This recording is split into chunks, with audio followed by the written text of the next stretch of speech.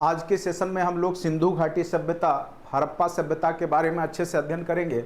और आप देखिएगा कि 8-9th क्लास में भी वैदिक सभ्यता, हड़प्पा सभ्यता ये सब का टॉपिक दिया गया, तो निश्चित रूप से 6 to 8 में भी पूछे जाएंगे। और आपने देखा कि 9, 10th और 11, 12 में पूछा ही गया था। ठीक है, तो जो लोग 9, 10th, 11, 12 या 6 to 8 सभी के लिए बैठेंगे तो वो सारे टॉपिक को अच्छे से कवर करें। ठीक है, क्योंकि जो भी हिस्ट्री का पोर्शन है वो कहीं से भी क्वेश्चन पूछा जाता है बीपीएससी में, इसीलिए आप तीनों जो पोर्शन है, खास करके एनिशिएंट, मिडिवल, मॉडर्न और वर्ल्ड, 9, 10th और 11, 12 वाले वर्ल्ड भी, ठीक है, उससे पहले वाले वर्ल्ड नहीं भी पढ़ते हैं तो कोई दिक्कत नहीं है, जिनको केवल 6 to 8 में बैठना है तो वो, लेकिन एक बार थ्रोली देख के जरूर जाइएगा। चूँकि अगर देखा जाए जो 1 to 5 में भी 4 क्वेश्चन जो थे वो वर्ल्ड हिस्ट्री के डायरेक्ट रूप से क्वेश्चन पूछे गए थे। ठीक है, तो आज का जो टॉपिक है वो है आपका एनिशिएंट हिस्ट्री का अति महत्वपूर्ण टॉपिक है सिंधु घाटी सभ्यता। सबसे पहले हम लोग उस थ्योरी को पढ़ेंगे और लिंक हमने आपको जो है व्हाट्सएप ग्रुप में भेज दिया है, उससे आप लोग टेस्ट लगा लीजिएगा और उस टेस्ट का हम सॉल्यूशन भी अभी आपको करवा देंगे। ठीक है, तो इससे क्या होगा कि आपका टॉपिक क्लियर होते जाएगा। और फिर शाम में हम लोग 8:30 से जो 10 है वो साइंस का क्लास करेंगे।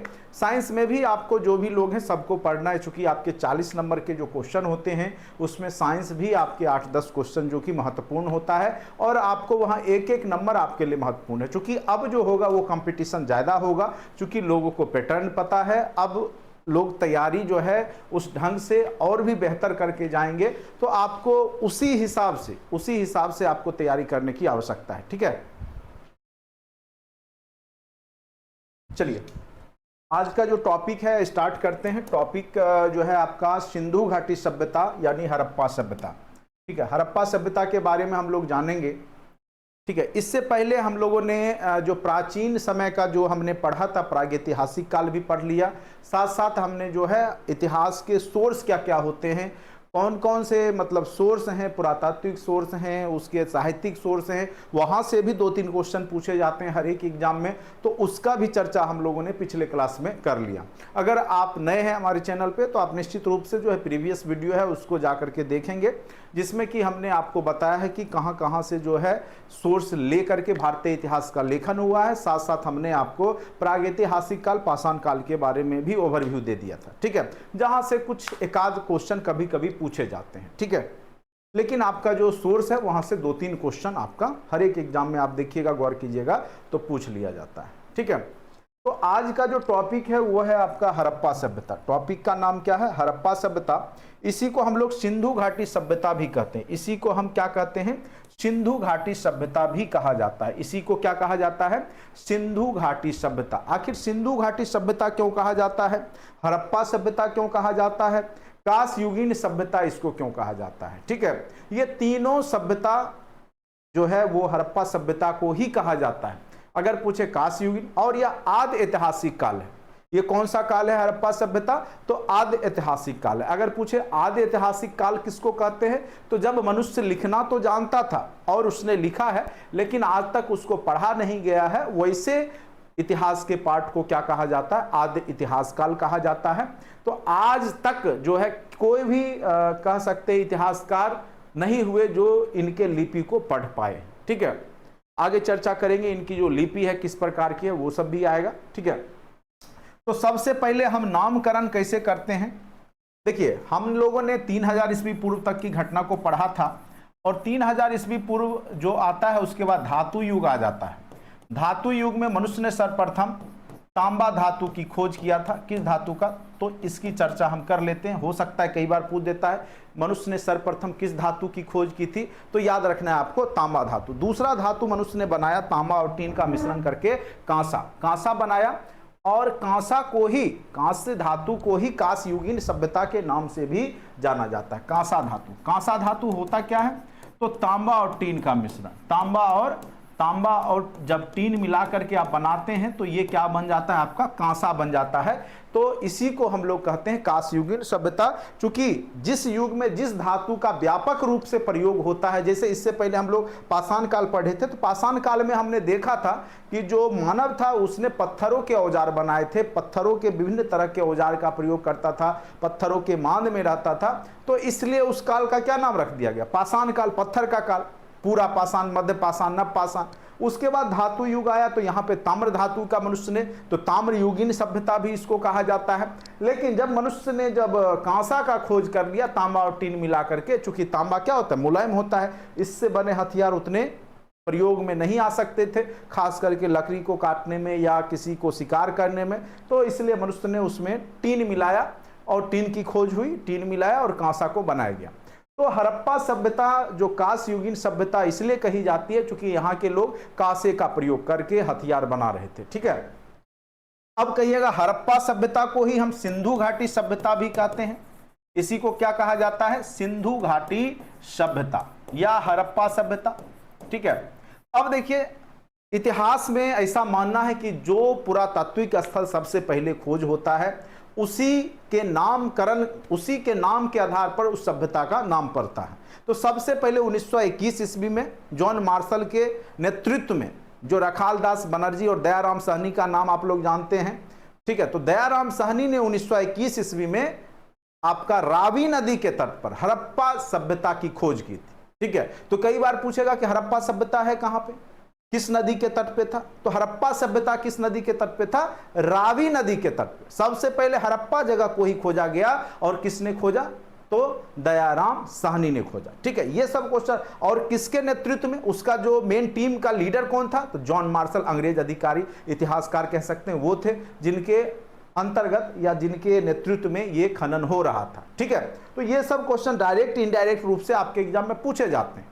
चलिए, तो यहाँ पे हम लोग जान गए कि हड़प्पा सभ्यता क्यों पड़ा। अब सिंधु घाटी सभ्यता क्यों बोलते हैं, तो इसके पीछे भी कई रीजन है। इसको सिंधु घाटी सभ्यता इसीलिए कहा जाता है कि ये जो सभ्यता के जो 7 शहर हैं वो कहीं ना कहीं सिंधु नदी जो मेन नदी है उसके सहायक नदियों के किनारे बसे हुए शहर थे। चाहे आप देख सकते हैं कोटदीजी हो, चहुंद्रो हो, बालाकोट, अमरकोट, ये सब जो लिखा हुआ है, मोहनजोदड़ो, मेहरगढ़, ये सब रावी हड़प्पा जैसे हो गया, मोहनजोदड़ो हो गया, तो ये सब जो नदी के किनारे बसे हैं वो आपके मेन रूप से सिंधु के ही सहायक नदी हैं और उसके किनारे ही बसे, और सबका जो ईट मिला, घर का जो साइज मिला, स्ट्रक्चर मिला, लगभग मिलता जुलता था, सेम था। इसीलिए सभी को मिला जुला करके ही नाम क्या रख दिया गया, क्योंकि हड़प्पा तो केवल एक जगह का नाम था। तो हड़प्पा है, मोहनजोदड़ो है, कालीबंगा है, रोपर है, लोथल है, तो सब मिला करके ही क्या कहलाया, सिंधु घाटी सभ्यता। चूंकि उस समय जो ये लोग बसे, जहां पे इन्होंने अपनी सभ्यता का विकास किया, वो सिंधु नदी के किनारे ही किया। आप लोगों ने 9th-10th में पढ़ा होगा विश्व की 4 प्राचीनतम नदी घाटी सभ्यता। नदियों के किनारे ही क्यों सभ्यता का विकास हुआ, यह भी आपने पढ़ा होगा। क्योंकि नदी के किनारे जो है यातायात की सुविधा हो जाती है, आप डेली प्रयोग में जल का जो उपयोग करते हैं वो हो जाता है। ठीक है, तो आप घर आसानी से बना सकते हैं, मिट्टी, फिर कृषि आप आसानी से कर सकते हैं, क्योंकि वहां पे आपको सिंचाई की सुविधा मिल जाएगी, पानी आप नदी से ले जा करके आप सिंचाई कर सकते हैं। तो बहुत कारणों से जो है नदी घाटी सभ्यता का ही विकास हुआ। और विश्व की 4 प्राचीनतम नदी घाटी सभ्यता, जैसे कि आप लोग को पता है मिस्र की सभ्यता, ठीक है, नील नदी की देन है ना मिस्र की सभ्यता, वो नील नदी के किनारे बसी। मेसोपोटामिया की सभ्यता जो आपका जो है दजला फरात नदी के किनारे बसी। उसी प्रकार से आपका ह्वांगहो नदी घाटी सभ्यता चीन की है। ठीक है, उसी प्रकार से भारत की क्या है, सिंधु नदी घाटी सभ्यता है। तो हो सकता है पूछ दे, क्योंकि ये सब आप लोग 9th-10th में पढ़े होंगे, जब पढ़े होंगे तो। ठीक है, तो सिंधु घाटी सभ्यता के नाम से जानी जाती है। यह विश्व की 4 प्राचीनतम सभ्यताओं में से एक है, जिसका कि भारतीय उपमहाद्वीप के उत्तर पश्चिम वाला पार्ट, जैसे मान के चलिए ये भारत है, मैं थोड़ा सा मैप बना दूं। ठीक है, अगर ये हम भारत बनाते हैं तो ये वाला जो पोर्शन है, ठीक है, उत्तर पश्चिम का जो पार्ट है, ये वाले पोर्शन में जो है इस सभ्यता का विकास हुआ। जैसा कि आप लोग देख रहे होंगे, ये आपका जम्मू कश्मीर मांडा है, इस तरीका से जो मैप जाता है ये आपका पाकिस्तान हो जाता है। क्योंकि मैक्सिमम जो आपका हड़प्पा है चाहे मोहनजोदड़ो है वो अब भारत में नहीं है, वो कहां पे है, चला गया पाकिस्तान चला गया। क्योंकि देश की आजादी से पहले 1921 में ही खोदा गया था, भारतीय उपमहाद्वीप लिखा जा रहा है। लेकिन अब ये सब जो जगह कहां पे है, चाहे चहुंद्रो हो, चाहे मोहनजोदड़ो हो, चाहे आपका हड़प्पा हो, ये सब पाकिस्तान में। तो भारत में जैसे आपका जो लोथल है गुजरात, रोपर हो गया, कालीबंगा हो गया राजस्थान, ये सब भारत में है अभी। ठीक है, तो यहां पर देखिए, चूंकि उस समय मानवों के द्वारा कांसा धातु का प्रयोग होता था, इसीलिए इस सभ्यता को हमने या इतिहासकारों ने क्या कहा कि कांस्ययुगीन सभ्यता का नाम दिया। इतिहासकारों ने क्या नाम दिया इस सभ्यता को? तो कांस्ययुगीन सभ्यता। तो आप लोग समझ गए, कांसे का युग था, इसीलिए इसका क्या नाम रखा गया? कांस्ययुगीन सभ्यता। अगर सिंधु घाटी सभ्यता दे ऑप्शन या कांस्ययुगीन, तो दोनों एक ही है। चाहे हड़प्पा सभ्यता, सबका सर्वमान्य काल आपका लगभग सेम ही है। ठीक है, अब आगे आकर के देखते हैं क्या है यहां पर। इसका जो क्षेत्रफल है वो कहां से कहां तक फैला हुआ था। ठीक है, इसके बारे में भी कई बार पूछ देता है। तो सबसे पहले इसका चौहद्दी जानिए। ये जो चौहद्दी होता है, उत्तर, दक्षिण, पूरब, पश्चिम। ठीक है, तो जो इसका चौहद्दी था, आपको यहां पे उतना स्पष्ट नहीं दिखता होगा, लेकिन जो आपको नोट्स देंगे उसमें आपको स्पष्ट दिखेगा। ठीक है, बस आप समझिए इस चीज को। उत्तर में मांडा, उत्तर में क्या है आपका? मांडा, जो कि जम्मू कश्मीर। मांडा कहां पड़ता है? जम्मू कश्मीर। ठीक है, तो उत्तर में मांडा यानी जम्मू कश्मीर तक यह फैला हुआ था।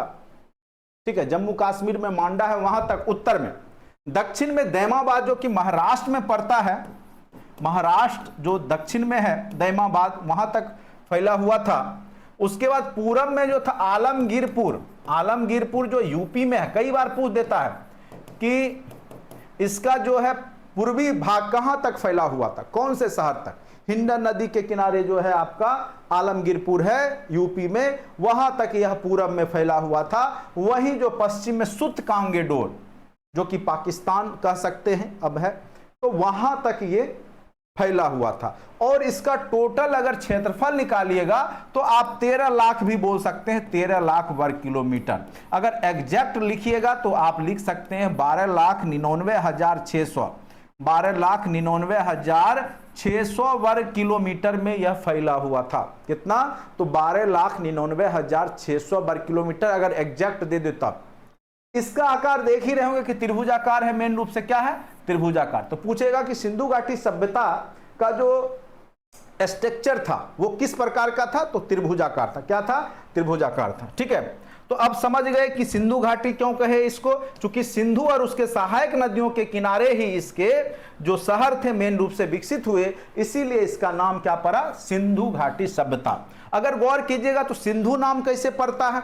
तो यूनानी लोग यहां पे चूंकि कपास का खेती होता था सिंधु नदी के किनारे, और कपास के बीज को सिंडन कहा जाता था। क्या कहा जाता था? सिंडन। सिंडन से ही इन्होंने नदी का नाम सिंधु रखा। और आगे चल करके अरबी लोग जो थे वो सौ को ह लिखते थे। सौ को क्या लिखते थे?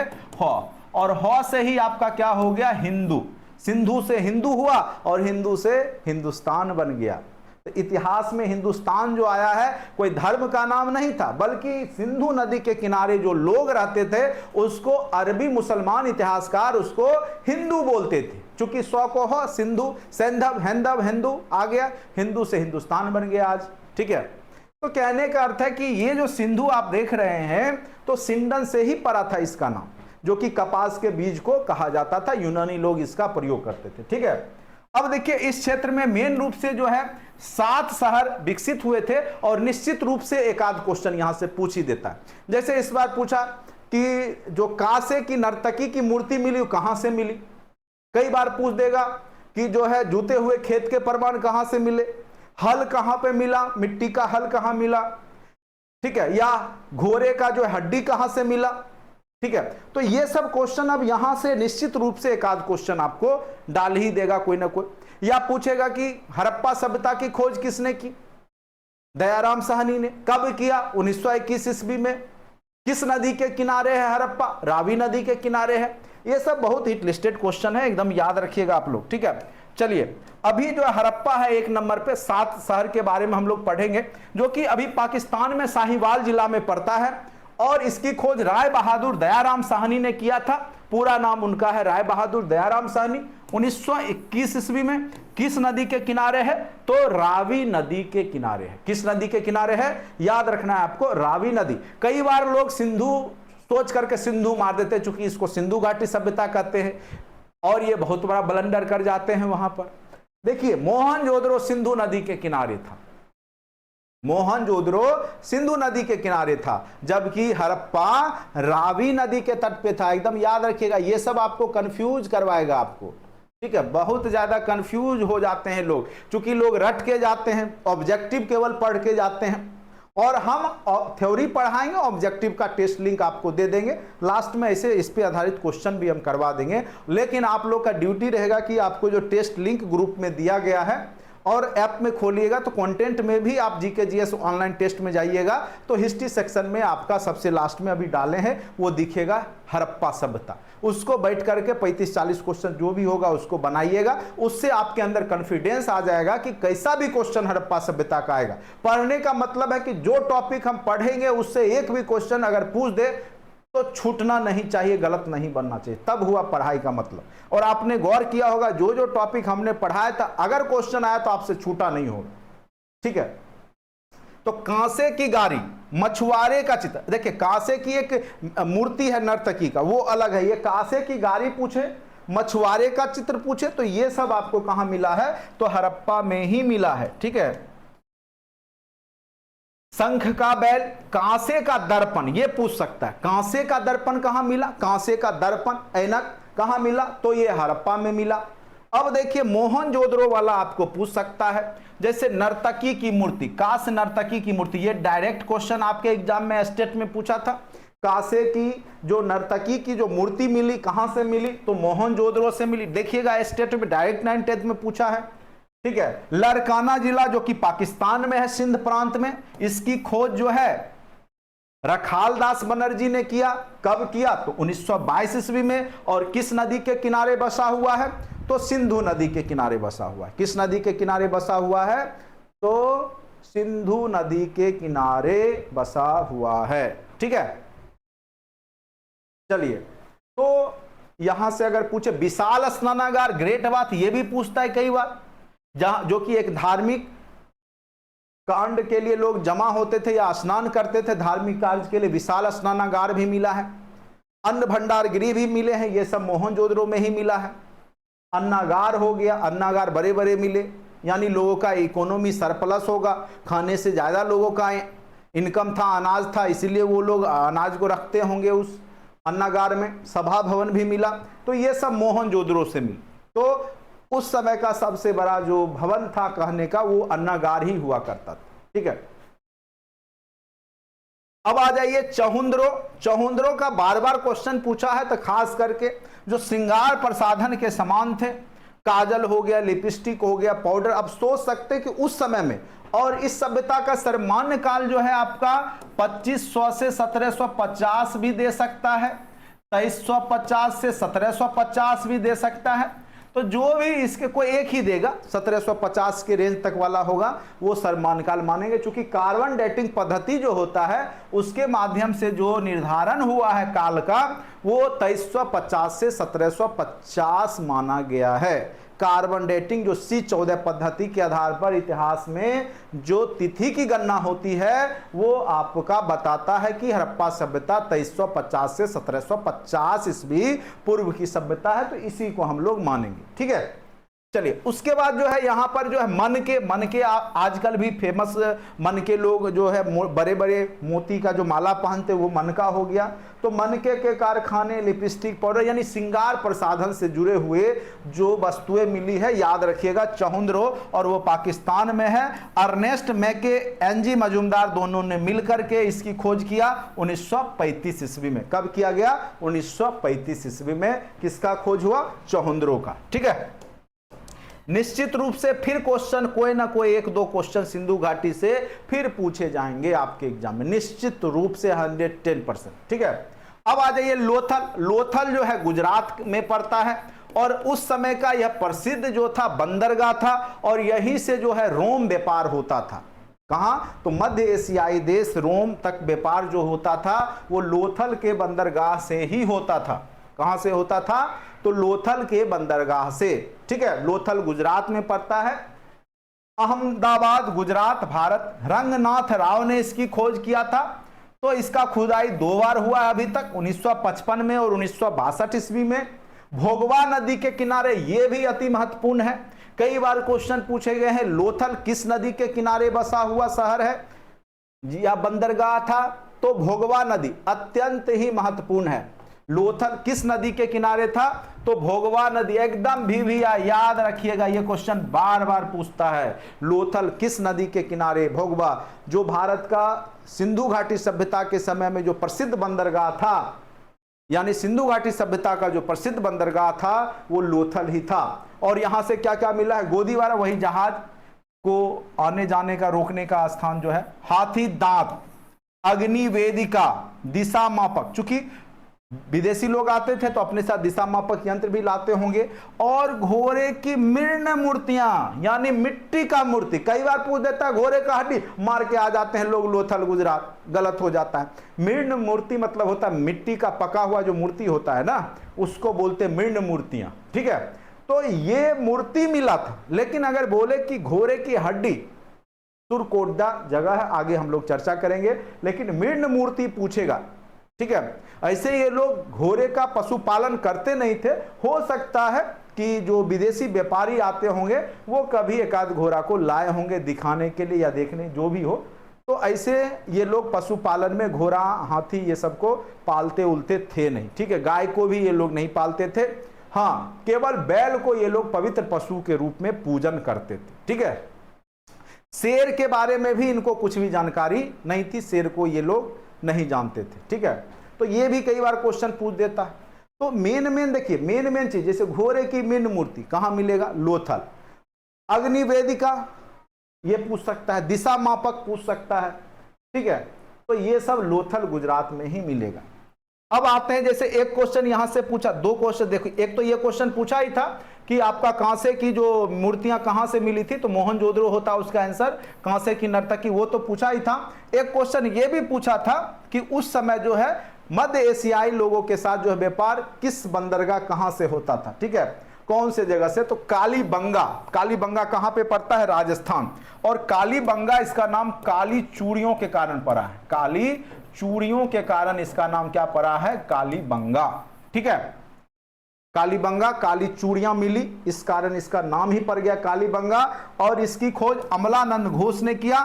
2 बार इसका खुदाई हो चुका है, 1953 और 1960, ठीक है। जब जब इधर भी धौलावीरा का खुदाई हुआ था, आप लोग को पता होगा, न्यूज़पेपर में आ रहा था, ठीक है। तो ये सब जो पुरातात्विक स्थल है, इसका खुदाई होते रहता है, देखा जाता है कि आसपास के क्षेत्र में भी फैला हुआ है, ठीक है, कुछ सबूत मिलता है। तो घग्गर नदी के किनारे जूते हुए खेत के साक्ष्य, अत्यंत ही महत्वपूर्ण क्वेश्चन है, कई बार पूछा है भी है। जूते हुए खेत यानी जोता हुआ खेत के साक्ष्य कहां मिले हैं, तो वो आपको कहां मिला है, तो याद रखिएगा कालीबंगा। भूकंप आने के भी साक्ष्य मिले हैं, काले चूड़ियां भी मिली हैं, अग्नि हवन कुंड भी वहां मिले, और यहां पर कच्चे ईंट के मकान हुआ करते थे। क्या चीज के मकान होते थे, कच्चे ईंट का। क्यों, क्योंकि राजस्थान का क्षेत्र है, गर्मी ऑलरेडी पड़ेगी, तो जो कच्चा ईंट भी होगा पक जाएगा स्वयं। तो कई बार पूछ देगा कि कहाँ के लोग कच्चे ईंट का मकान सिंधु घाटी सभ्यता में उपयोग करते थे, तो कालीबंगा के जो ईंट मिले वो आपके कच्चे हुआ करते थे, पक्के हुए नहीं थे, आग में पकाया उनको नहीं जाता था। चलिए, ये भी क्वेश्चन बार बार पूछता है धौलावीरा के बारे में। ये 3 भागों में बटा हुआ था, मैक्सिमम जो इसका शहर था, आगे चर्चा करेंगे, वो 2 भागों में ही बटा था। एक में उत्तरी वाला पार्ट में प्रशासनिक इकाई किले बंद में रहते थे, जनसामान्य दूसरे वाले खुले वाले एरिया में रहते थे, ठीक है। लेकिन धौलावीरा के केस में यह 3 भागों में बटा हुआ था, इसीलिए यह क्वेश्चन पूछता है। और इस सबसे ज्यादा यहां पर अगर देखा जाए तो जल निकासी सिस्टम, जो सैनिटेशन सिस्टम था, जो जल निकासी व्यवस्था थी, जो पानी का जो जल का नियोजन किया गया था, ढंग से किया गया था, तो कई बार यह क्वेश्चन पूछा चुका है। धौलावीरा कक्षकारण जो कि गुजरात में पड़ता है, RS बिष्ट ने इसको खोज किया था 90-91 के बीच में, और यह मनहर मानसर नदी के किनारे है आपका कौन, तो धौलावीरा। जल निकासी और शहर को 3 भागों में बांटा गया था, यह क्वेश्चन कई बार पूछ चुका है, अत्यंत ही महत्वपूर्ण है। धौलावीरा याद रखिएगा, जल निकासी, जो जल से संबंधित जो भी नहर सिस्टम है, ये सब यहाँ पे बहुत ज्यादा निकला। शहर 3 भागों में बटे हुए थे। शहर कितने भागों में बटे हुए थे? तो 3 भागों में बटे हुए थे, ठीक है। और आज से आप लोग को रात्रि में 8:30 से 10 भी साइंस के टॉपिक जो भी हैं, जो महत्वपूर्ण टॉपिक है, जहां से बीपीएससी आपको पूछ करके 40 वाले पार्ट में फंसाता है, उसको मैं आपको क्लियर कराऊंगा। निश्चित रूप से सारे क्वेश्चन क्लासरूम के रहेंगे, इस बात का फुल गारंटी, ठीक है। पहले मुझे लग रहा था उतना डीपली आपको 1 to 5 या अन्य में टीचर के एग्जाम में नहीं जाएगा, लेकिन फिर भी हम आपको कॉन्सेप्ट बताए थे। लेकिन अब कंफर्म हो चुका है कि बीपीएससी चाहे एग्जाम कोई भी हो, ठीक है, वो अपना जो है पैटर्न फॉलो करता ही करता है, ठीक है। चलिए, अब सबसे लास्ट में हम लोग बनावली के बारे में पढ़ेंगे। हिसार हरियाणा जिला में पड़ता है और यह भी अत्यंत महत्वपूर्ण है, चूंकि मिट्टी का जो हल वहां पे मिला। अब कहेगा मिट्टी का हल से जुताई होगा? नहीं होगा ना, खिलौना है वो। मिट्टी का जो हल है यहाँ पे क्या है? वो खिलौना है। और वहां पे जौ गेहूं के दाने जो हैं, ये सब आपके जौ के दाने और मुहर, जो कि उस समय का सबसे अच्छा कह सकते हैं कि बहुत ज़्यादा संख्या में मोहरे मिले हैं। और एक सबसे महत्वपूर्ण वहाँ का जो है कह सकते हैं कि पुरातात्विक सोर्स है उस इतिहास को जानने के लिए, सिंधु घाटी सभ्यता को समझने के लिए, ठीक है। तो 1973 ईस्वी में, याद रखिएगा, सरस्वती नदी के किनारे, जो कि अब लुप्त हो चुकी है, सूख चुकी है। सरस्वती नदी अभी वर्तमान में विद्यमान नहीं है। तो ये 7 शहर के बारे में निश्चित रूप से एक क्वेश्चन फिक्स रखिएगा। मेन रूप से आपको पूछता है जूते हुए खेत, कालीबंगा, काली चूड़ियां, कालीबंगा, ये 2 याद रखिएगा। एक पूछ दिया मध्य एशियाई देशों का व्यापार कालीबंगा के माध्यम से होता था। उसके बाद जो आपका रोम से व्यापार, लोथल व्यापारिक जो उस समय का बंदरगाह था लोथल, जो कि भोगवा नदी के किनारे है। घोड़े की मिंड मूर्तियां यहां मिली है। लिपस्टिक पाउडर, श्रृंगार प्रसाधन पूछे, चहुंद्रो मारना है। अगर विशाल स्नानागार, सभा भवन, ये सब पूछे। कांसे की नर्तकी पूछे तो मोहनजोदड़ो मारना है। कांसे का दर्पण पूछ दे, या फिर कांसे की गारे, मछुआरा का चित्र, तो आपको हड़प्पा मारना है। तो यही क्वेश्चन कोई ना कोई आपको, जितना हमने बोला है उसी में से कोई ना कोई क्वेश्चन फिर आपके एग्जाम में पूछेगा और आपको फंसाने का प्रयास पूरा रहेगा, और आपको फंसा ही लिया जाता है, ठीक है। क्योंकि देखिए, आप लोग रट करके जाते हैं और वहां थोड़ा सा कॉन्सेप्ट अलग कर देता है, आप फंस जाते हैं, ठीक है। इसीलिए मैं बोलता हूं थ्योरी को अच्छे से पढ़िए। अन्य में आपका जो कोट दीजिए, जो कि सिंध प्रांत में पाकिस्तान में है, वहां पर भी क्या क्या मिला है? चित्रित मृदभांड। जनरली जो था, सिंधु घाटी सभ्यता के लोग चित्रित मृदभांड का प्रयोग कम ही करते थे। खास करके ये लोग जो है लाल और गिरवे रंग से रंगा हुआ मृदभांड होता था, जिसपे काले रंग के जो है चित्र उस पे बनाए जाते थे, ठीक है। मृत मातृदेवी की मूर्तियां भी यहां पे मिली है। कांसे की अंगूठियां भी आपको कहां से मिला है? कोट दीजिए से कांसे की अंगूठी, ठीक है। मांडा से आपको स्लेट मिला है। सुरकोटदा, ये कई बार पूछा है कि घोड़े की हड्डी कहां से मिली। क्या सिंधु घाटी सभ्यता के लोग घोड़े का प्रयोग नहीं करते थे, लेकिन चूंकि इनका विदेशी व्यापार हुआ करता था, तो इतिहासकारों का मानना है कि एकाध घोड़ा जो है वो लोग विदेशों से देखने के लिए या कुछ काम, या जो भी विदेशी आए होंगे वो लेकर के आए होंगे।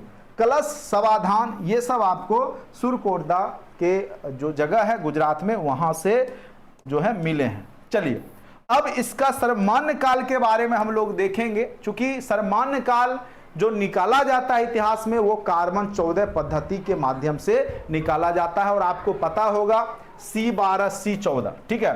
तो C12 और C14 में डिफरेंस यही है कि C14 में क्या होता है कि समय के अंतराल पे कमी होते जाती है, ठीक है। कार्बन की मात्रा घटते जाती है, जो कि काल निर्धारण, और C12 की संख्या बनी रहती है। तो जिससे कि C14 का प्रयोग करके ये पता चल जाता है कि उसमें कार्बन की मात्रा कितनी है, और उसके आधार पर उसका आयु ज्ञात कर लिया जाता है, ठीक है। कार्बन के ये समस्थानिक हैं। तो यहाँ पे 2350 से 1750 ईस्वी पूर्व का ही पीरियड को आपको मारना है। अगर 2350 ना दे के 2250 भी दे दे, 1750, तो ये नहीं है कि इनमें से कोई नहीं मारिएगा। उस केस में 1750 भी दिख जाए तो मार दीजिएगा, 2500 से 1750 भी दिख जाए तो मार दीजिएगा, क्योंकि कई इतिहासकार इसको 2500 से भी बताते हैं, ठीक है। लेकिन कार्बन डेटिंग पद्धति 2350 से 1750 की पुष्टि करता है। ठीक है, चलिए अब आते हैं विशेषता के रूप में। हम लोग सबसे पहले इसका नगर नियोजन देखेंगे। सबसे जो इसका फेमस विशेषता है, जो कि इतिहासकारों के लिए और सबके लिए आश्चर्यचकित करता है, वो है इनके लोगों का रहने का नगर नियोजन। क्योंकि उस समय एक तरफ पूरे भारत में, पूर्वी भारत या जो भी क्षेत्र था, उसमें लोग सही से जो है घर में रहना शुरू भी नहीं करते हैं, झोपड़ी में या जो है पहाड़ मांद या जो भी है वहां रहते हैं। और एक तरफ जो उत्तर पश्चिम भारत के लोग जो है किले बंद होकर के पूरे नियोजित शहर में रहते हैं, जो कि गली सड़कें पक्की ईंट की बनी हुई है, ऊपर से जो है मकान जो है 2 मंजिला तक बनाए गए थे। घर में जो है हर एक तरह के सुख सुविधा, स्नानागार, बाथरूम, टॉयलेट, सब कुछ की व्यवस्था थी। तो अपने आप में सोचने वाली बात थी। ठीक है, तो विशेषता इसका जो है मेन रूप से नगर नियोजन के रूप में जाना जाता है। इसके शहर 2 भाग में बटे हुए थे। एक निचला हिस्सा जिसमें कि जनसामान्य लोग रहते थे, जो निचला हिस्सा था उसमें जनसामान्य लोग रहते थे। आसपास नदी का अगर एरिया है तो ऊपर वाला जो पार्ट होता था वहां पे खास लोग रहते थे, और वो पूरा किले बंद करके रहते थे। क्या करके रहते थे? किले बंद में रहते थे। खास करके कहा जाता है या तो ये व्यापारी लोग होंगे या फिर वहां के जो प्रशासनिक इकाई के लोग थे या जो उस समय के जो पुरोहित होंगे वो इसमें रहते थे। ठीक है, किला बंद यानी दुर्गीकृत। और यहां से भी पूछा था पुरंदर, एक वैदिक सभ्यता वाला पूछा था ना, तो यही किला तोड़ने की बात जब वैदिक सभ्यता में आती है तो पुरंदर इंद्र को कहा गया। पूर्व शब्द का प्रयोग देखिएगा। क्वेश्चन जरूर एनालिसिस कीजिए, कहां कहां से क्वेश्चन पूछे गए हैं बीपीएससी में। जो आपका 9th-10th का एग्जाम हुआ था, क्वेश्चन का लगभग लेवल आपका भी लगभग 6 to 8 में भी जाएगा वही।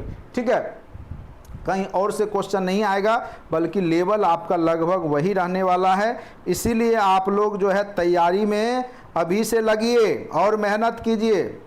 ठीक है, अब तो आपको पता है कहां से क्वेश्चन आते हैं, कहां से क्वेश्चन टकराता है। ठीक है, केवल ऑब्जेक्टिव पढ़ना बंद कीजिए। मैं बार बार बोलता हूं, थ्योरी जो मैं दे रहा हूं अच्छे से लाइन बाय लाइन, और एक बार समझा दूंगा तो निश्चित रूप से आपको कहीं कोई दिक्कत नहीं होने वाला है। ठीक है, शासक वर्ग ऊपर में रहते थे, जो कि उत्तरी वाला पार्ट था, उत्तर का एरिया, और आम लोग निचला टीला में निवास करते थे। अपवाद स्वरूप हम लोग धौलावीरा को जानते हैं, ये 2 भाग में ना बट करके 3 भागों में बटा हुआ था। ठीक है, चलिए नेक्स्ट पे आते हैं। अब किला बंदी किया हुआ था। किला बंद जो आपका शहर था जहां पे मेन लोग रहते थे, जो पुरोहित वर्ग के लोग, प्रशासनिक वर्ग के लोग, वो किला बंद में रहते थे, जो ऊपर वाले पार्ट में रहते थे। सड़कें जो था वो एक दूसरे को समकोण पर, ग्रिड सिस्टम था, जैसे मान के चलिए पूरा शहर है तो सड़कें एक दूसरे को जो है समकोण पर काटती थी। और सभी घर का जो मेन गेट था वो मेन, जैसे मान के चलिए मेन गेट है, मेन सड़क है, तो इधर ना खुल करके इसके विपरीत साइड में खुलता था। यानी अंदर में जो गली होगा, जैसे मान के चलिए मेन सड़क गया इधर से इधर, तो ये जो आपका आया तो ये गली है, तो गली के तरफ से इनका जो है मेन गेट होता था। ठीक है, तो ये लोग सुरक्षा की दृष्टिकोण से भी घर बनाते थे कि बाहरी जो लोग, व्यापारी लोग आते जाते हैं, उनसे उनको वो दिख नहीं पाए। ठीक है, तो जो नगर नियोजन था वो बिल्कुल बेहतरीन था। सड़कें समकोण पर एक दूसरे को काटती थी। सड़कें पक्की ईंट की नहीं बल्कि कच्ची ईंट की बनी हुई थी, इसलिए चूंकि उस समय तो अभी की तरह मोटर वाहन था नहीं, बैलगाड़ी या पैदल लोग आते जाते होंगे, इसीलिए कच्चे ईंट का प्रयोग किया गया था। लेकिन जो नालियां होती थी सड़क के साइड में, वहां पे पक्के ईंट का प्रयोग किया जाता था। और जगह जगह सोख्ता का भी प्रबंध था। आप सोच सकते हैं अभी भी आपका जब बरसात आता है तो पानी लग जाता है, लेकिन ये लोग कितना तरक्की कर रखे थे कि जगह जगह सोख्ता बना करके रखे हुए थे, और ऊपर से पत्थरों से जो है वो पूरा सड़क के जो किनारे में जो नालियां थी उसको ये लोग ढक देते थे। ठीक है, नाली व्यवस्था बनाई गई थी, और इसमें जो है चूना और जिप्सम, एक प्रकार से कह सकते सीमेंट ही हो गया, जिप्सम से ही सीमेंट बनता है ना, जिप्सम चूना से, तो एक प्रकार से वो लोग जो है उसका प्रयोग करके यहाँ पे नालियां बनाते थे। अब सोच सकते हैं कि ये लोग साइंटिफिक रूप से भी, कितने तकनीकी रूप से भी अवेयर थे। अब आते हैं आवास उपयोगितावादी दृष्टिकोण से, जिनको एक मंजिला का उपयोग है, एक मंजिला द्विमंजिला अपना बनाते थे, बहुमंजिले भी हुआ करते थे।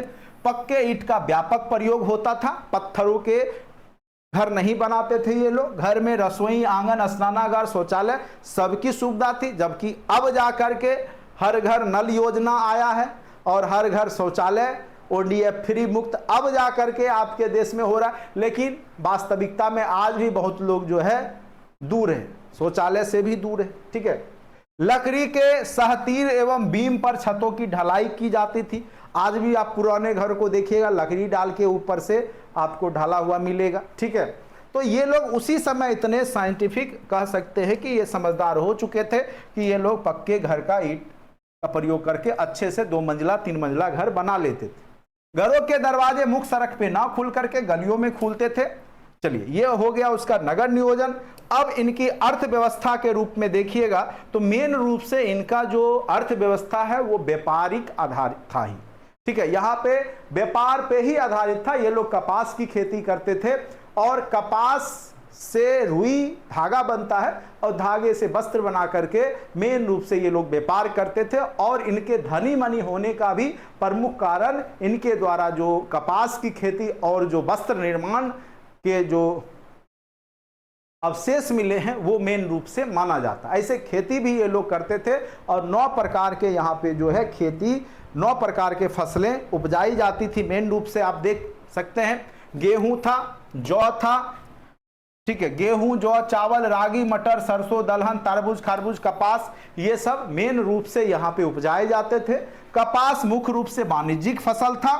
सबसे पहले अगर कपास उपजाने का श्रेय जाता है तो किनको जाता है, तो हड़प्पा वासियों को जाता है। सबसे पहले अगर पूछेगा कि कपास कहाँ उपजाए जाते थे, अगर पूछे सूती वस्त्र के साक्ष्य कहाँ मिले हैं, तो याद रखिएगा मोहनजोदड़ो से मिले हैं। कहाँ पे मिले हैं सूती वस्त्र के साक्ष्य? मोहनजोदड़ो। एक ऋतिक रोशन का मूवी आया था मोहनजोदड़ो, आपने देखा होगा। उसमें एक सिंह वाला जानवर उसके स्वप्न में आता है, वो सूती वस्त्र कपड़ा का जो देखिएगा तो सब कुछ आपको दिखाई देगा, एकदम culture same to same Sindhu घाटी सभ्यता का वहां लिया गया है। ठीक है, अगर आप देखना चाहेंगे तो यूट्यूब पे भी देख सकते हैं, तो आपको पता चल जाएगा कि, लेकिन अभी आपके पास उतना टाइम नहीं, कभी फुर्सत मिलेगा देखिएगा। चलिए, हल का प्रयोग करते थे और खास करके लकड़ी के हल यहाँ पे प्रयोग में लाए जाते थे, लकड़ी का हल। क्योंकि अब तक इनको जो है वैसा मजबूत धातु, लोहा जैसा धातु नहीं मिला है, क्योंकि लोहा का खोज ही होगा आपका वैदिक सभ्यता में, वो भी 1000 ईस्वी पूर्व के आसपास, उत्तर वैदिक काल तक में लोहे का खोज होगा। अभी इनको लोहे की जानकारी नहीं है, इसीलिए ये लोग हल के लिए जो है वहां पे लकड़ी का, मजबूत लकड़ी का बना करके हल का प्रयोग करते थे।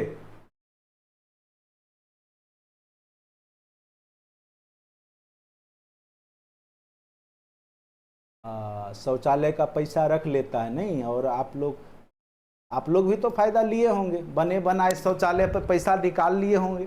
ठीक है, 2000 दे दिए होंगे, सब तो वही किया होगा। चलिए, कोई बात नहीं है।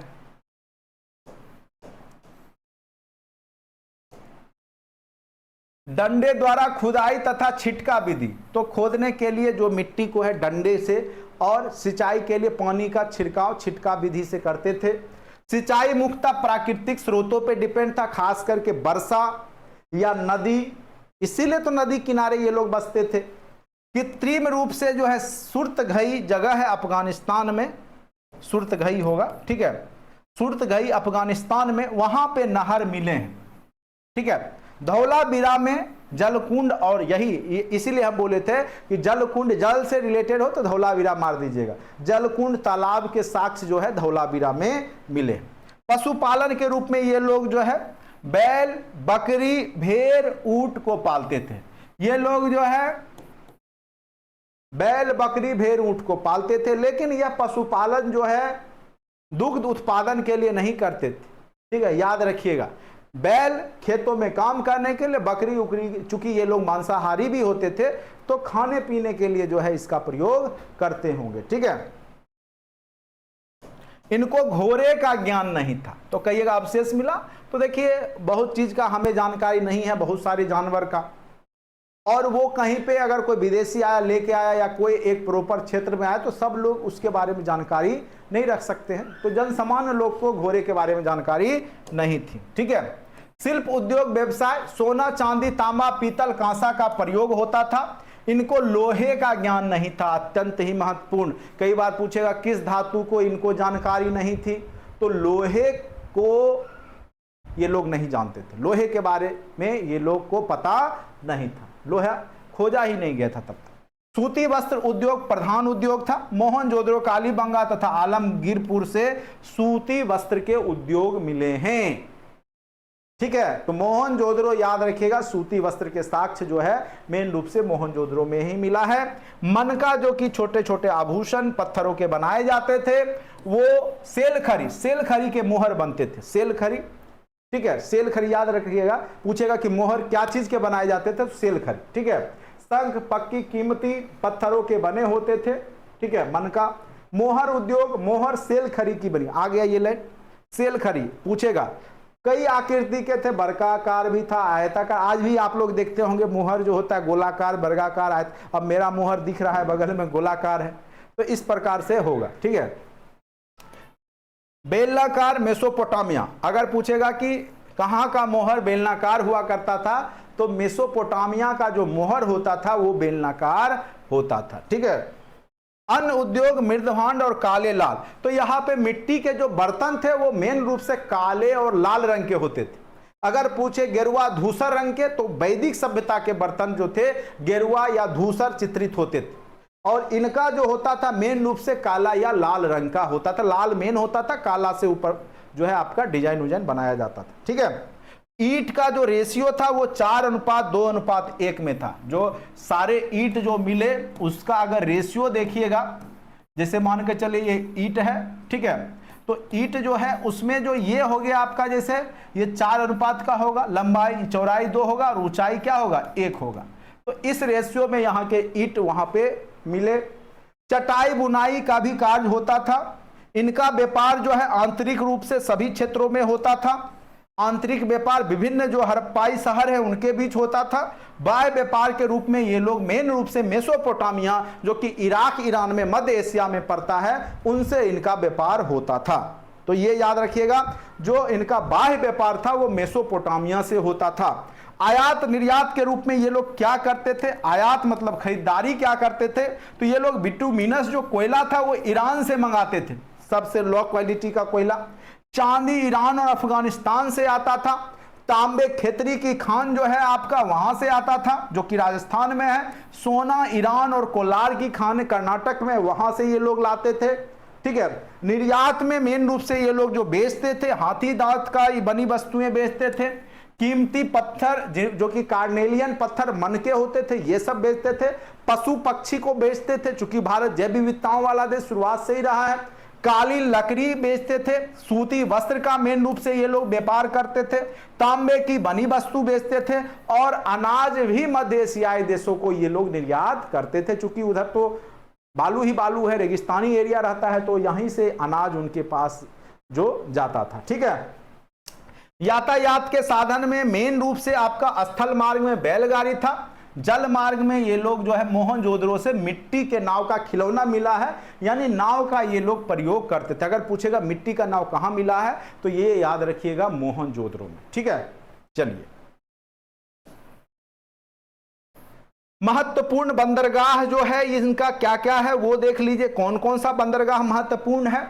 सूतकांगेडोर, अगर आप देखिए भारत का नक्शा अगर हम बना दें, चलिए इस तरीका से अगर मान के चलिए बना देते हैं भारत का नक्शा, तो यहां से शुरुआत कीजिएगा इधर से, चूंकि ये वाला पाकिस्तान वाला भी एरिया था, तो इधर से बढ़ाते चलिए इस तरीका से आपका सूतकांगेडोर, सूतकाको, बालाकोट, जहां पे स्ट्राइक हुआ पाकिस्तान में भारत से होता है ना, स्ट्राइक किया गया था। अल्लाह डीनो, ये सब अब भारत में आ जाएगा। नागेश्वर, प्रभास पाटन, लोथल आपका गुजरात में है, भगतराव महाराष्ट्र में है। तो ये सब जो है, ठीक है, ये कांगेडोर, सूतकाकोट, बालाकोट ये सब पाकिस्तान में है। बाद बाकी ये सब अभी इंडिया में भी बंदरगाह है, जहां से इनका व्यापार समुद्री मार्ग से होता था। कई बार पूछ देगा पूर्व से पश्चिम क्यों अरेंज कीजिए, पूछा था नहीं, एक इसी टाइप का क्वेश्चन पूछा था, लेकिन वो जगह का नाम शायद दिया था, अब 6 to 8 में था, ये 9 to 10 या 11-12 में पूछा था इस तरह का।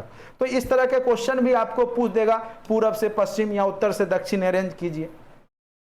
तो थोड़ा सा देख करके जाइए। हड़प्पाई लिपि जो होते हैं वो भाव चित्रात्मक थे, पिक्टोरियल लिपि, यानी इसको आज तक पढ़ा नहीं गया है, लेकिन इसमें खास करके छोटे छोटे जीव जैसे मछली का चित्र ये सब दिखाई देता है। यानी ये जो थे वो चित्रात्मक लिपि थे, जैसे मछली इस प्रकार से बना हुआ, जैसे इस तरीका से, तो चित्रात्मक लिपि था। इसको लिखा जो जाता था वो दाएं से बाएं लिखा जाता था। जैसे फारसी लिखा जाता है ना, उर्दू फारसी कैसे लिखा जाता है, आपका दाएं से बाएं लिखा जाता है ना, इधर से शुरू होता है, ठीक है, ऐसे ही होता है, इधर से शुरू होता है। तो उसी प्रकार से ये लोग जो था बाएं से दाएं, लेकिन फिर इधर से इधर, इधर से इधर, इस प्रकार से चलता था इनका। इसीलिए इसको कहा जाता है बेस्टोफेंडम, यानी जैसे इधर से इधर, इधर से इधर, इधर से इधर, इस तरीका से लिखे जाते थे, ठीक है। कुल 375 से लेकर के 400 के करीब अक्षर था जिसका प्रयोग ये लोग करते थे। नाप तौल के बारे में इनको जानकारी थी। 16 के गुणक का जनरली बटखरा होता था, जैसे 16 हो गया, उसके बाद जैसे हो गया 64 हो गया, 160 हो गया, मतलब 16 का गुणक में ही रहता था, ठीक है। तो ये पूछ सकता है किस गुणक में रहता था। हड़प्पाई समाज मेन रूप से 4 भागों में बटा हुआ था। एक पहला वर्ग योद्धा था जो प्रशासनिक इकाई था, दूसरा विद्वान ये पुरोहित हुआ करते थे, तीसरा व्यापारी वर्ग था, चौथा श्रमजीवी वर्ग था जो जन सामान्य वर्ग था, ठीक है। स्वरूप जो था यह मातृसत्तात्मक था। कई बार पूछेगा कि सिंधु घाटी सभ्यता पितृसत्तात्मक थी या मातृसत्तात्मक, तो याद रखिएगा समाज में माता का महत्व ज्यादा था, मातृ पूजा भी ये लोग करते थे, क्योंकि कई जगह चित्रों में जो है धरती से जो है, मतलब धरती का चित्र बना करके जो है उससे अनाज मतलब पेड़ पौधा उगता हुआ जो है बनाया गया चित्र था। यानी ये लोग मातृसत्तात्मक समाज से बिलोंग करते थे, यानी समाज में माता का महत्व ज्यादा था, ठीक है। और यह समाज समता मूलक समाज था। याद रखिएगा यहाँ पे जातिगत विभेद नहीं था। जातिगत ये सब जो जाति पाति आता है ये आपको वैदिक सभ्यता में भी उत्तर वैदिक काल में आएगा, ठीक है। तो चिकित्सीय परीक्षण के अनुसार जो हड्डी का जब जांच हुआ नरकंकाल का, तो यहाँ पे कई प्रजाति के लोग थे, जैसे भूमध्य सागरीय भी मिले सबसे ज्यादा अगर पूछे सिंधु घाटी सभ्यता में किस प्रजाति के लोग थे। अब कहिए आपसे कोई पूछा आप किस प्रजाति के, तुरंत अपना जाति बता देते, नहीं, प्रजाति मतलब अलग होता है, यानी जो आपका शरीर का स्ट्रक्चर है। आप देखिएगा जो मंगोल होते हैं, जैसे आपका नेपाली लोग को देखते होंगे, आंख छोटा सा रहेगा, नाक चिपटा सा रहता है, गोरा सा नाटा सा लोग होते हैं, वो मंगोल होते हैं। वो कौन होते हैं? मंगोली, ठीक है, मंगोल।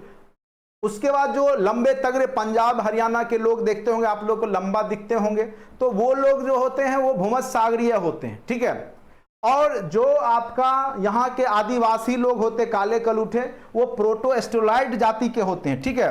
तो ये सब जो है ये अल्पाइन भूमध्य सागरीय, ये सब प्रजातियां हैं जो कि यहाँ पे थे, यानी यहाँ का जो समाज था वो मिक्स्ड था, सभी प्रजाति के लोग यहाँ पे निवास कर रहे थे। मनोरंजन का साधन मेन रूप से इनका जो था शतरंज था, पासे खेलना था, शिकार करना था, मछली मारना था, ठीक है। सौंदर्य प्रसाधन में ये लोग आभूषण में अभिरुचि रखते थे। लोग शाकाहारी एवं मांसाहारी दोनों थे। 3 प्रकार की मृतक संस्कार की विधियां थी। पहला पूर्ण समाधान, यानी आपका क्या होगा कि दफनाना, पूरे दफना दिया जाता था। दूसरा दाह संस्कार, जला दिया जाता था, जैसे आज भी हिंदू समाज में जलाया जाता है। और तीसरा क्या था? आंशिक समाधान, यानी उसको जानवरों को खाने के लिए छोड़ दिया गया पहाड़ों पे, ऊपर पे ऊंचाई पे डाल के, और उसके बाद जो है जो बचे खुचे अवशेष थे बाद में उसको दफना दिया जाता। आज भी पारसी धर्म में आप देखिएगा ये आंशिक समाधान विधि प्रचलित है, ठीक है। तो तीनों प्रकार की विधियां यहाँ पे समाधान में प्रयोग की जाती थी। संस्कृति के रूप में अगर देखिए तो मातृ देवी की पूजा ये लोग करते थे। शिव की उपासना, जो यहाँ पे मुहर मिला उसमें शिव के रूप में पशुपतिनाथ का चित्र बना हुआ है, जिसकी की मोहरों पे मिला है। बैल भी उसमें चित्र में बहुत ज्यादा मिले हैं। लिंग योनि की पूजा ये लोग करते थे। आगे चल करके यही शिवलिंग कहलाता है और यही पशुपतिनाथ शिव के रूप में अवतरित हो जाते हैं। सामूहिक स्नानागार मोहनजोदड़ो से मिला है, जो कि ये लोग धार्मिक पूजन में जाते थे। और यहाँ पर मेन रूप से आपका कुआं से पानी या इसमें आता था, भरता था। ये लोग धार्मिक जो कोई पूजा पाठ यज्ञ हवन करते होंगे उसमें ये लोग यहाँ एकत्रित होते थे। उत्तर और दक्षिण साइड में सीढ़ियां बनाई गई थी और छोटे छोटे कमरे जो थे बनाए गए थे, जिसमें वस्त्र बदलने का काम होता होगा, और एक निकासी की भी व्यवस्था थी जिससे कि गंदा पानी बाहर निकल जाता था। तो इस प्रकार से यह इसका जो कह सकते हैं कि मोहनजोदड़ो का जो स्नानागार था। ठीक है, ये लोग योग में विश्वास करते थे, भूत प्रेत जादू टोना में भी विश्वास करते थे। ठीक है, और पशु पूजा के रूप में एक श्रृंगी पशु जो कि काल्पनिक है या गेंडा हो सकता है, चूंकि इनको गेंडा के बारे में जानकारी थी, लेकिन इसको एक श्रृंगी पशु जो है आगे चल करके नंदी जो होता है शिव का, उसके रूप में कोई जानवर है, शिव का ही पशु के रूप में इसको बना दिया जाता है, एक श्रृंगी पशु जो कि काल्पनिक पशु है जिसकी ये पूजा करते थे। कुंवर वाला बैल वास्तविक जानवर था जिसको ये लोग पूजते थे। वृक्ष में पीपल, बरगद और नीम की पूजा की जाती थी। स्वास्तिक चिन्ह का प्रयोग हड़प्पावासी करते थे और इसका मतलब होता है सूर्य का पूजा करना, सूर्य के लिए ये चिन्ह का प्रयोग किया जाता था। अग्नि वेदिका भी कालीबंगा में मिला है। गणित के बारे में ये लोग जानते थे, ज्यामिति, दशमलव का ज्ञान था इनको, खगोल विज्ञान, धातु रसायन विज्ञान, चिकित्सा विज्ञान का ज्ञान था। राजनीतिक संगठन की देखें तो राजनीतिक संगठन का अभाव दिखता है। कई विद्वान इसको अलग अलग मानते हैं। जो हंटर हैं वो बोलते हैं यहाँ पे जनतांत्रिक व्यवस्था थी। व्हीलर महोदय बोलते हैं यहाँ मध्यम वर्गीय जनतंत्रात्मक एवं धर्म की महत्ता को स्वीकारा है। व्हीलर मध्यम वर्गीय जनतंत्रात्मक एवं धर्म की महत्ता। स्टुअर्ट पिगेट पुरोहितों का शासन बताते हैं, लेकिन सबसे जो सर्वमान्य है वो आपका है व्यापारियों का शासन, क्योंकि ये लोग मेन रूप से व्यापार ही करते थे। ठीक है, तो व्यापारियों का शासन ही मेन रूप से सिंधु घाटी सभ्यता का प्रशासनिक इकाई मेन रूप से माना गया। ये सब इतिहासकार अपना अपना मंतव्य रखे हैं। ठीक है, उत्पत्ति के सिद्धांत से भी कई बार पूछ देता है। कई लोग इसको भारतीय उत्पत्ति बताते हैं कि भारत की ही सभ्यता है। कई इतिहासकार इसको विदेशी सभ्यता बताते हैं कि ये बाहर से जो है भारत में आया है, मेसोपोटामिया से आया है। ठीक है सर, उस टाइम पाइप और मोटर था क्या? नहीं, बिल्कुल नहीं, मोटर पाइप नहीं था। ठीक है, अब कहिएगा कि तकनीक था। ठीक है, तकनीक के माध्यम से ये लोग पानी भरते थे। मोटर पाइप तो अभी भी बिहार में सभी लोग के पास है, मोटर पाइप है, घर में है, चापाकल आज भी यूज करते हैं। अभी नहीं है तो उस समय कहां से होगा? ठीक है, अरे कुआं था, कुआं का हर एक घर में कुआं होता था, उसी का वो लोग प्रयोग करते थे। ठीक है, हड़प्पा सभ्यता के निर्माता कौन थे, देसी या विदेशी? इस पे अलग अलग इतिहासकारों का अलग अलग मानना है। कई इतिहासकार इसको विदेशी सोर्स के रूप में देखते हैं, जबकि कई इतिहासकार इसको स्वदेशी उत्पत्ति बताते हैं कि यह हमारे देश में ही धीरे धीरे जो ग्रामीण सभ्यता थी वो शहरी सभ्यता में कन्वर्ट हुआ। कई बार पूछेगा कि सिंधु घाटी सभ्यता किस प्रकार की सभ्यता थी, ग्रामीण थी या शहरी? तो याद रखिएगा ये शहरी सभ्यता थी। सिंधु घाटी सभ्यता किस प्रकार की सभ्यता थी? तो शहरी सभ्यता थी, एकदम याद रखना है आपको। अब देखिए विदेशी उत्पत्ति का सिद्धांत, जितने भी अंग्रेजी इतिहासकार थे वो मानने को तैयार नहीं थे कि भारतीय उपमहाद्वीप में इतनी विकसित सभ्यता कैसे हो सकती है, क्योंकि उनको अपने आप को सर्वश्रेष्ठ बताना था। अंग्रेजी इतिहासकार को, अंग्रेज को जो यूरोप है उसको सर्वश्रेष्ठ बताना था, तो वो हर संभव प्रयास करते थे कि भारतीय जो पुरातत्व सोर्स मिलता है तो उसको वो विदेशी ही संज्ञा देते थे। बाहर से आए, मेसोपोटामिया से आए, तो इसका खंडन भी हुआ है। ठीक है, तो मुख्य प्रतिपादक जो विदेशी के हैं वो मार्टिमर व्हीलर, गार्डन चाइल्ड, केमर्डी, सब देखिएगा, सब जो है आपका विदेशी। उसके बाद जो है मेसोपोटामिया सभ्यता से विसरण द्वारा आया है। डी कोसाम्बी ने बोला है कि मेसोपोटामिया की ही सभ्यता धीरे धीरे जो है भारतीय क्षेत्र में फैली। ठीक है, अब आइए स्वदेशी उत्पत्ति का सिद्धांत, जो रोमिला थापर हैं, जो भारतीय इतिहासकार हैं, आलचिन दंपत्ति हैं, अमलानंद घोष हैं, ये सब जो भारतीय इतिहासकार हैं वो बोलते हैं कि ये सभ्यता का विकास जो है यहीं के लोकल लोगों के द्वारा ही हुआ और धीरे धीरे यह सभ्यता ग्रामीण से शहरी सभ्यता में कन्वर्ट हो गई। राजस्थान की सोथी संस्कृति और कालीबंगा से ये सभ्यता का विकास हुआ। बलूचिस्तान की कुल्ली और नाल सभ्यता आगे चल करके बन गई ये सिंधु घाटी सभ्यता। फिर आपका सिंध का अमरी और कोट दीजी की जो सभ्यता थी आगे चल करके विकसित अवस्था में सिंधु घाटी सभ्यता बन जाती है। तो ऐसा मानना स्वदेशी इतिहासकार हैं, जो देश के इतिहासकार हैं, स्वदेशी उत्पत्ति का सिद्धांत बताते हैं। ठीक है, तो ये सब आपको उतना पूछेगा नहीं। आर्यों के उत्पत्ति का सिद्धांत, आर्य, कई इतिहासकार बोलते हैं कि नहीं ये लोग जो है आर्य लोग ही थे, आर्य लोग ही आकर के, लेकिन जो वैदिक सभ्यता में आ जाते हैं इनका खंडन हो जाता है इन सब इतिहासकारों का। कई लोग इसको दक्षिणवाद द्रविड़ों से उत्पत्ति का सिद्धांत देते हैं, जैसे रखाल दास बनर्जी, क्योंकि देवी देवताओं में समानता है इस आधार पर। ठीक है, तो अलग अलग इनका मानना है। तो यहां पर मेन रूप से जो ये लोग थे, कुल मिलाकर के फाइनली आप कह सकते हैं कि भारतीय उपमहाद्वीप के ही, चाहे राजस्थान हो, चाहे सिंध हो, कोट दीजी हो, वहां के लोकल लोग ही धीरे धीरे ग्रामीण सभ्यता से शहरी सभ्यता में बदल गए थे। ठीक है, हड़प्पा सभ्यता का पतन हो गया, चूंकि आपको पता है इसका सर्वमान्य काल कब से कब तक है, 2300 से 1750, 2350 से 1750 ईस्वी पूर्व का है। तो यानी 1750 जाते जाते यह सभ्यता समाप्त हो जाती है। आखिर क्या कारण था कि इतनी बड़ी सभ्यता समाप्त हो गई?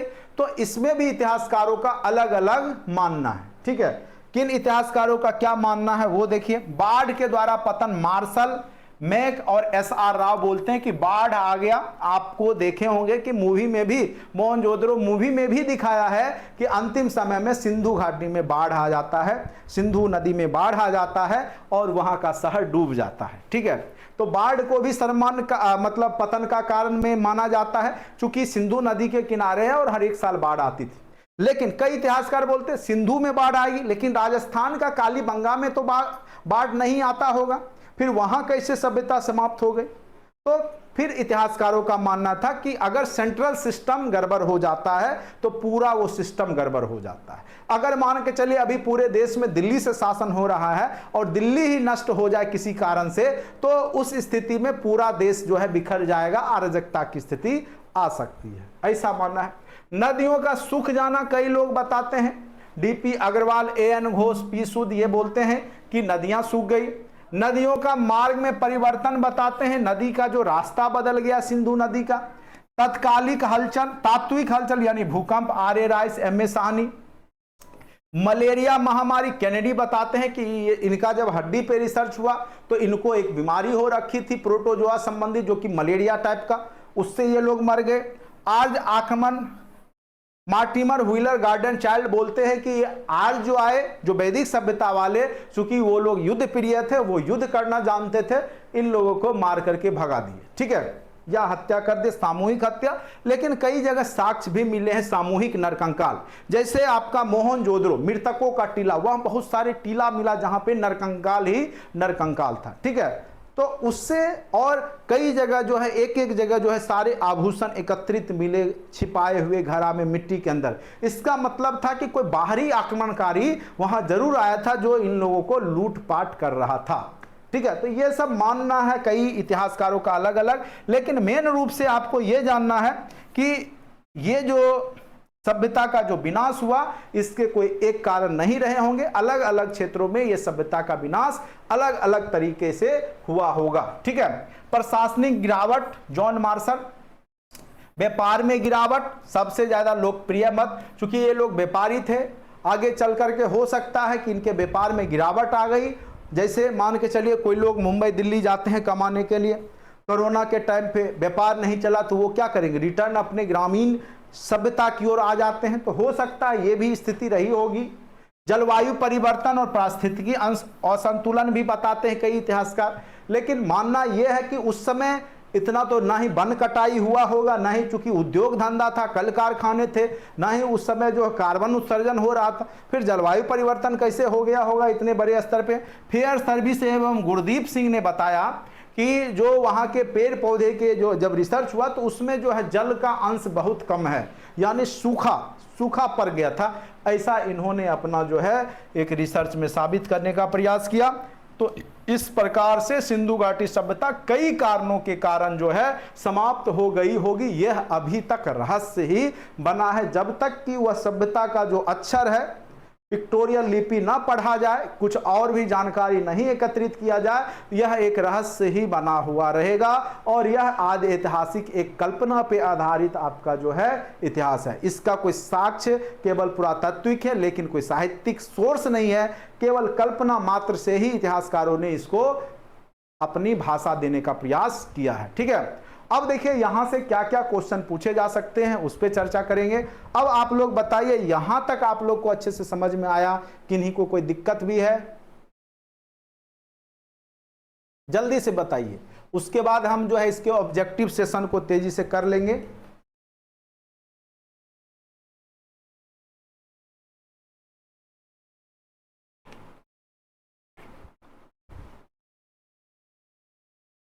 सो गए क्या आप लोग? इतना एनर्जी के साथ में पढ़ा रहा हूं, आप लोग रिस्पांस ऐसे देते हैं जैसे लगता है कि और भी काम उम कर रहे हैं साथ साथ, क्या पढ़ाई के साथ साथ। चलिए,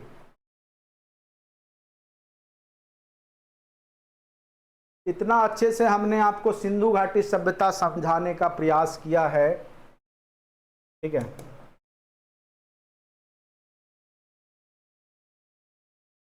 आप लोग तेजी से बताते चलिए कहां कहां पे क्या क्या आंसर होगा। दिख रहा होगा थोड़ा सा वाइट यहाँ पे आपका जो स्क्रीन है, इसीलिए थोड़ा कम दिख रहा होगा, लेकिन दिख रहा होगा। ठीक है, चलिए बताइए तो पहला का आंसर क्या होगा, जल्दी से बताइए। 10 मिनट के अंदर 35 क्वेश्चन है, इसमें 35 क्वेश्चन को हमको करके आपको बताना है। ठीक है, तेजी से बताइए।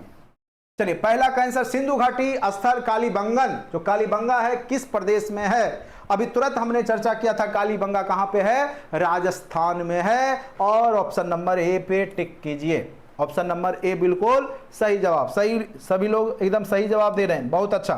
चलिए नेक्स्ट पे आते हैं। निम्नलिखित में से किस पदार्थ का उपयोग हड़प्पा काल के मोहरों में किया जाता था? तो मोहर में क्या चीज का प्रयोग किया जाता था? आप लोग बताइए। सेल खरी, कांसा, तांबा, इनमें से कोई नहीं, एक से अधिक। बताइए। बिल्कुल, ये जवाब बिल्कुल सही है। आप लोग को एकदम बिल्कुल पूरा समझ में आ चुका है, कहीं कोई दिक्कत नहीं है। चलिए नेक्स्ट क्वेश्चन पे आते हैं।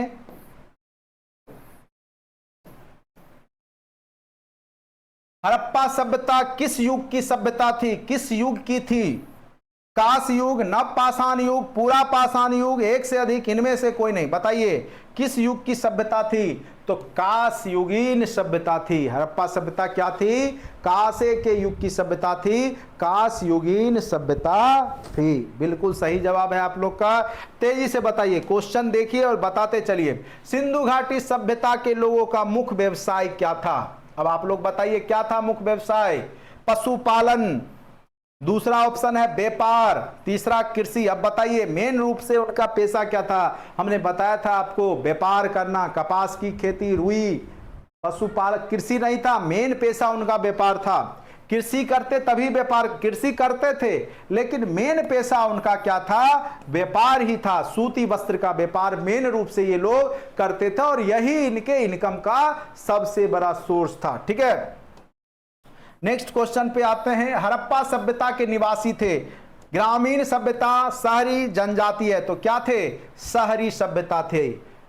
ठीक है, हड़प्पा सभ्यता के निवासी कहां के थे?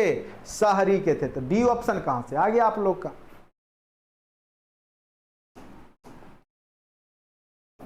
सिंधु सभ्यता के घर किससे बनाए जाते थे? पत्थरों से, ईंटों से, लकड़ी से? तो याद रखिएगा, ईंटों से। किससे बनाए जाते थे? ईंटों से। ठीक है, नेक्स्ट क्वेश्चन पर आते हैं। हड़प्पा वासी किस वस्तु के उत्पादन में सर्वप्रथम थे? जौ, कपास, कांसे के औजार? तो याद रखिएगा कपास के उत्पादन में। ठीक है, कपास के उत्पादन में सर्वप्रथम स्थान रखते थे। ठीक है, नेक्स्ट क्वेश्चन पर आते हैं। निम्नलिखित विद्वानों में से हड़प्पा सभ्यता का सर्वप्रथम खोजकर्ता कौन थे? तो देखिए, खोजकर्ता के रूप में हड़प्पा सभ्यता का सर्वप्रथम खोजकर्ता दयाराम साहनी थे 1921 ईस्वी में। ठीक है, तो 1921 ईस्वी में, हाँ, लेकिन अध्यक्षता नेतृत्व करता जॉन मार्शल थे। लेकिन हड़प्पा जो जगह है उसकी खोज जो है किसके द्वारा किया गया था? तो दयाराम साहनी के द्वारा ही किया गया था। ठीक है, किन्हीं को कोई दिक्कत भी है? आप लोग जब ये सुन लीजिए, उसके बाद फिर भी एक बार आप लोग जो लिंक आपको दे दिया गया है टेस्ट का, उसमें जा कर के टेस्ट लगाते चलिए, जिससे कि आपको कहीं कोई दिक्कत नहीं होगा। ठीक है, नेक्स्ट क्वेश्चन पर आते हैं। सिंधु घाटी सभ्यता का पत्तन नगर बंदरगाह कौन था? तो अभी तुरंत हमने चर्चा किया, कौन सा था? कालीबंगा, लोथल। तो यहां लोथल मिल गया, कहां पे था? गुजरात में। किस नदी के किनारे? तो भोगवा नदी के किनारे, याद रखिएगा, गुजरात में। ठीक है,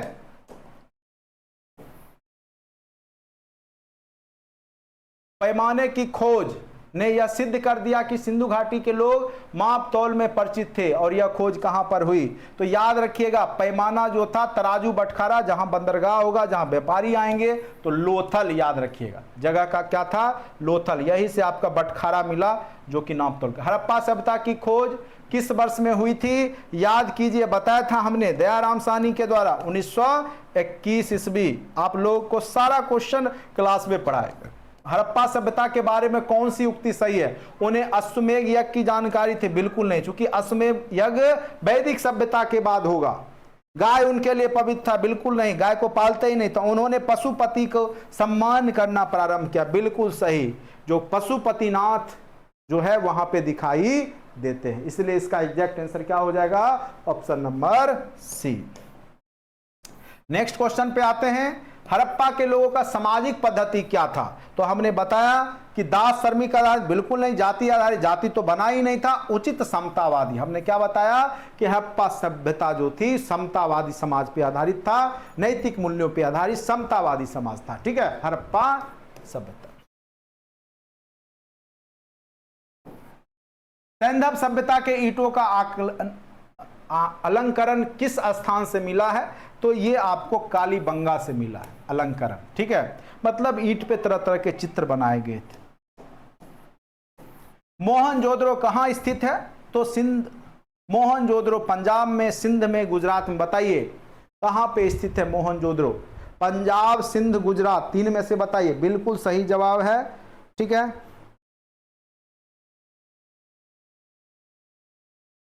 सिंध, सिंध बिल्कुल सही जवाब है आपका।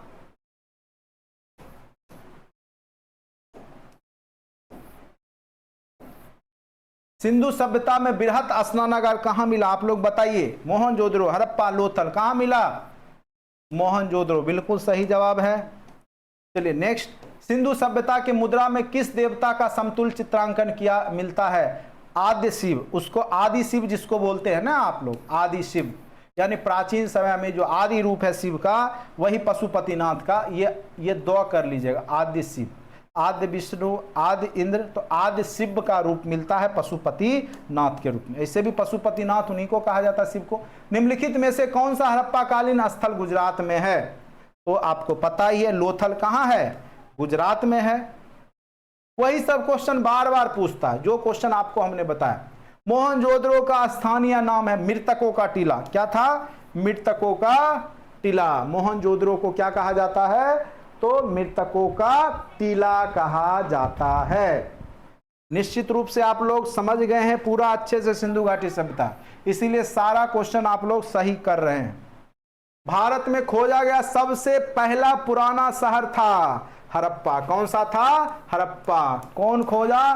तो 1921 ईस्वी में राय बहादुर दयाराम साहनी। चलिए नेक्स्ट आते हैं।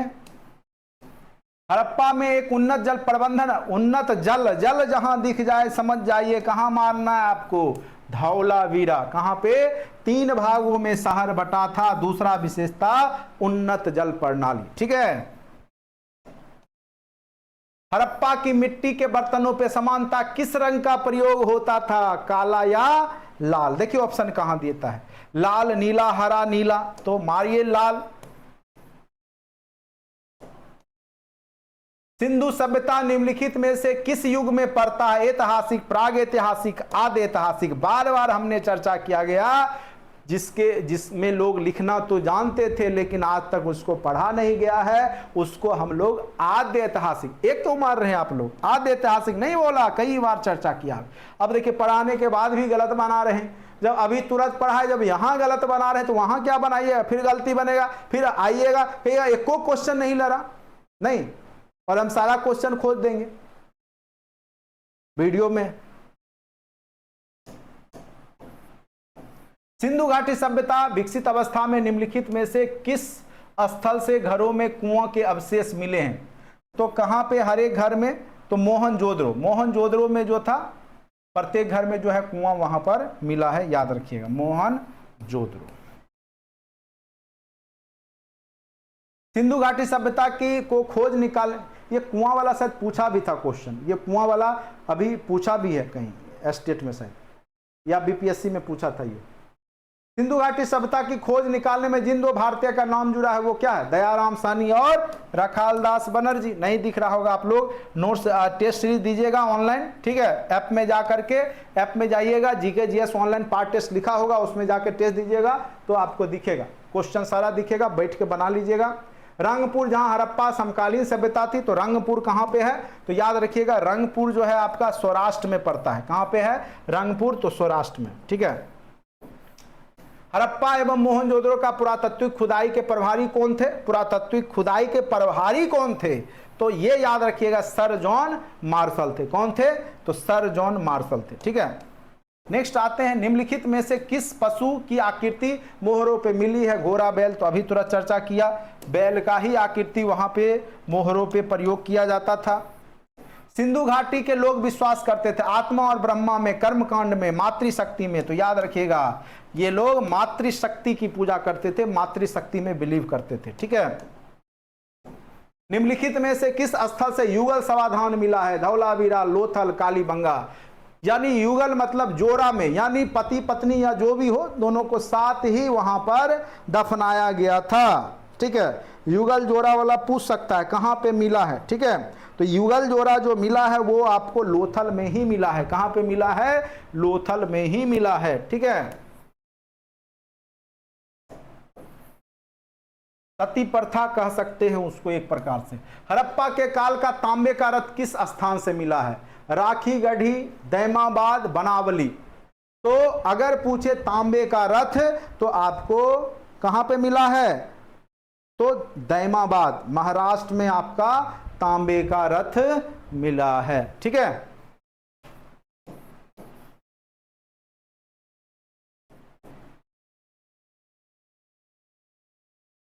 निम्नलिखित में से कौन सा एक हड़प्पा स्थल नहीं है? चौहंद्रो, कोट दीजिए, ये भी क्वेश्चन बीपीएससी पूछ चुका है। तो सोह गौरा जो है ये हड़प्पा, ये मौर्यकालीन स्थल है। चौहंद्रो और कोट दीजिए तो है ही।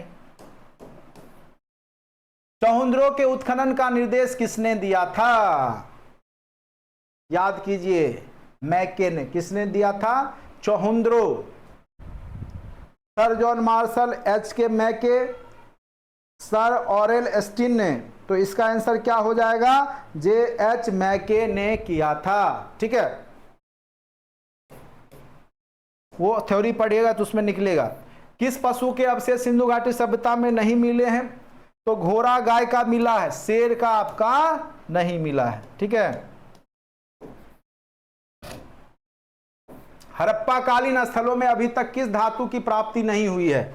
आपको पहले बता दिया था, लोहा के बारे में ये लोग परिचित नहीं थे। तो इस प्रकार से आपका सिंधु घाटी सभ्यता के थ्योरी और ऑब्जेक्टिव सेशन मेरे द्वारा कंप्लीट कर दिए गए हैं। बाद बाकी उम्मीद करते हैं कि कोई भी क्वेश्चन थ्योरी से बाहर आपके एग्जाम में नहीं पूछा जाएगा, इस बात का फुल गारंटी है। आप लोग अगर एक बार में नहीं समझे हैं तो दोबारा वीडियो को देख लीजिएगा, और टेस्ट सीरीज को जो लिंक में दिया गया है GK GS online part test में जा करके आप टेस्ट डेली बेसिस पे कीजिएगा।